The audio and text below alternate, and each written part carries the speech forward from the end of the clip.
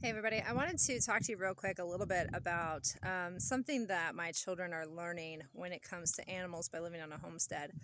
Now my husband and I have been homesteading and have had livestock since 2014, but we took a little bit of a small break from it when we bought a property in Florida that was only on a third of an acre. So our sheep went to my in-laws and stayed there for a while, and then our chickens that we had at the time we butchered and they became dinner.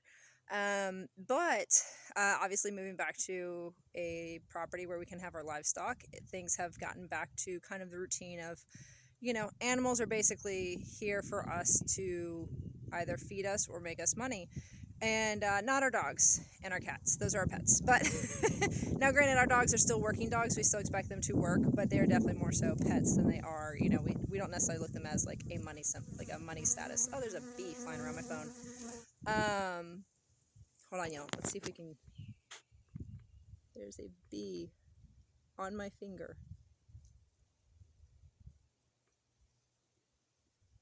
That's pretty cool. Hopefully it doesn't sting me because I'm kind of allergic. All right. So that was fun.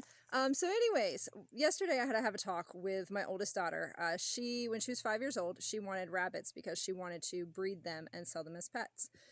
Now, this was before we started following Torah, and we still do have our rabbits because, quite frankly, rabbits are excellent food for dogs. And should something happen to where we are not able to get dog food due to supply chain issues, we have food for dogs. Now, the thing with that is, though, is we have one female rabbit that my daughter bought that we've had for several years now that one out of her 4 litters has actually lived. The first litter she ate or killed. I shouldn't say ate. She killed her first litter. The second litter lived. The third litter she let freeze to death, even though it was in a nest and everything like that. She had a good little nesting area. Sorry, guys. Had a good nesting area and whatnot, but it froze. She let them freeze to death, and then the other ones, she literally just she didn't even make a nest. She just had them out and about. And so my husband and I have been trying to work with this rabbit to try to get it feeling safe and secure and making sure that everything is perfect for it and everything else, because we don't want to get rid of our daughter's rabbits or anything like that. But at the same time, this is a rabbit we've been feeding for several years now.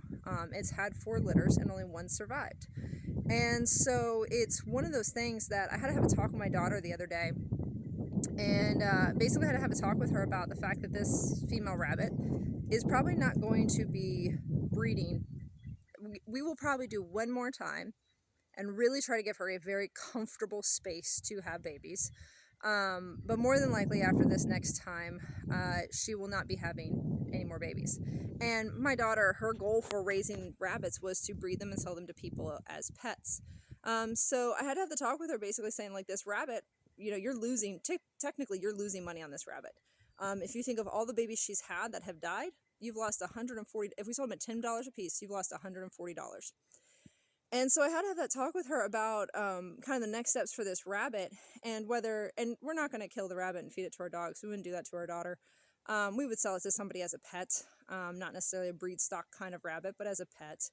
And I had kind of the conversation with my daughter about, what the options are with this rabbit. Now, more than likely, we'll keep this rabbit and it will just turn into a pet.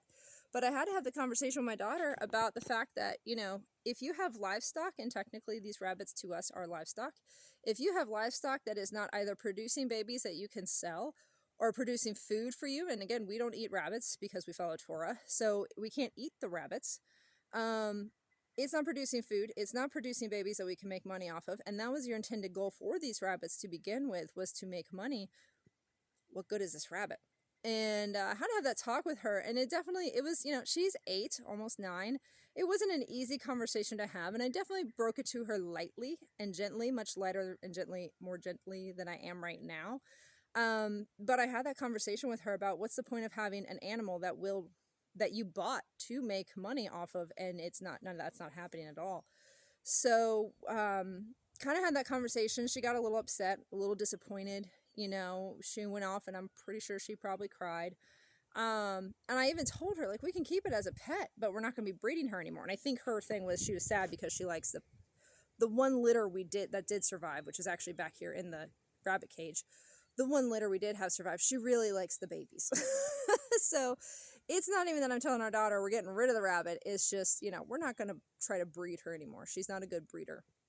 And, you know, she was a little disappointed yesterday, but she kind of got over it and whatnot today. And then today she looks at me, and she has quite a bit of money that she's been saving up between other little ventures that she's got going on, little business ventures.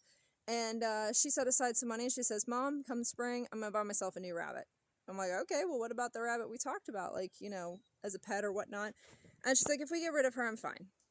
I'm like, what? I was really surprised because, you know, this is a rabbit that at the time when I talked to her about it, she was very upset about the fact of potentially having to get rid of it or not breeding it anymore or whatever. And here she is, you know, 24 hours later putting aside money to buy another rabbit and totally fine with it. And it's an interesting thing to me because I was thinking about it, how different that is from, you know, children who don't live on a farm or a homestead and children who do live on a farm and homestead. There's a different way that we are bringing our children up. They understand, like, when we get chickens in the spring, chickens are food. The eggs are food. Like, we will hatch out more chickens to become food. Like, we're going to have chickens that become meat birds. And we have our sheep. Our sheep, yeah, we name some of them, but they're food. Like, you know, they create babies that will eventually become food, or we're eventually going to sell them, you know, to other people for breed stock, or, you know, whatever. I don't know. But it's one of those things that, you know, if you're on a farm or a homestead, livestock is food or a way to make money. And it's something that our children, when they were younger, definitely understood. I mean, my oldest daughter literally helped me butcher 60 chickens one time. And she had no problem with it. She was probably about 4 years old at the time. She was totally plucking the feathers right along with me. But, you know, living for those 2 years in a more city type environment, even though we had quail and rabbits at the time, was still much more, you know, she was no longer used to the fact that animals could be, you know, are basically, livestock anyways, are basically for food or money. And it was just interesting to see, you know, that switch in her, the switch of, you know, being upset about a pet and then realizing, coming to the realization on her own about, you know, the use of the rabbits and whatnot. And it was interesting to me too, because I know that it's not a conversation that most people have with their children, but it's one that I had to have with my oldest daughter and kind of explain to her the purpose of livestock type animals again. And I was proud of her to see the switch that she kind of did today, where she was just setting aside money to buy a new rabbit, to start breeding a different rabbit and everything else. And so that made me happy to see. It made me proud of her as well too. And this was not like, I didn't force her to think this or do this or whatever. Like, I had the conversation with her. I told her we can keep the rabbit. You know, Dad and I are going to try to make something better for her to where she actually feels comfortable, maybe more comfortable having babies or whatever. We'll do what we can to make sure this rabbit is given all the opportunity it can be given. Otherwise, it may be sold to somebody as a pet. But it's one of those things where I was proud of her, and it was just something interesting too. With this is the lifestyle we're raising our children in. You know, we're raising them as, you know, our dogs protect us and protect our livestock, but they're still our pets. Our cats are our pets, but they also kill mice. But anything else outside of that, food or money. And it's just kind of cool that she came to that realization a bit on her own, obviously with the conversation. But it's cool too that that's the fact that she understands where her food comes from. We go to the store and she knows that that came from a farm. Or we go to the butcher shop and she knows that came from somebody's farm. Somebody raised that cow or that chicken or whatever, and that they ended up being butchered. And she's aware of that process. And all of our daughters are aware of that process. And it's a good process to be aware of. It's really bad when we become so distant from our food that we can't even fathom getting our own food. And considering the type of environment we're currently living in, that's definitely something that we should be becoming more aware of and comfortable with. So yeah, just something I wanted to share with you guys on the homestead. Sorry about all the wind, y'all. Just teaching our kids about the use and importance of livestock. All right, if y'all have any questions, definitely feel free to drop them in the comments below. Please be sure to subscribe and click that bell so you're notified when I do my next videos. Hope y'all have a great day. Bye.